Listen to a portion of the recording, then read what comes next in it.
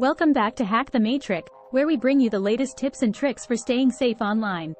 Today's topic is cybersecurity threats, and we'll be highlighting some of the biggest threats facing us today, and how to mitigate them. So let's dive right in. Firstly, phishing attacks are a common form of cybercrime that involves fraudulent emails or messages to trick you into giving away sensitive information. To avoid becoming a victim of phishing attacks, always verify the sender's email address or phone number. Don't click on links or download attachments from unknown sources.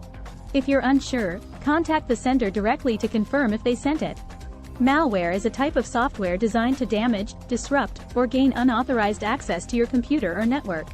To prevent malware attacks, make sure your antivirus software is up to date, and avoid downloading software or files from untrusted sources. Back up your data regularly and use strong passwords to protect your accounts. Ransomware is a type of malware that encrypts your files and demands payment in exchange for the decryption key. To avoid falling victim to ransomware attacks, always keep your software up to date, use strong passwords, and back up your data regularly. Be cautious when opening email attachments or clicking on links, and never pay the ransom as there is no guarantee that you will get your files back.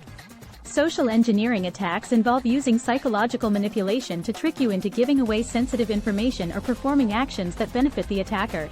To protect yourself against social engineering attacks, be cautious when receiving unsolicited requests for information and verify the identity of the person or organization requesting the information.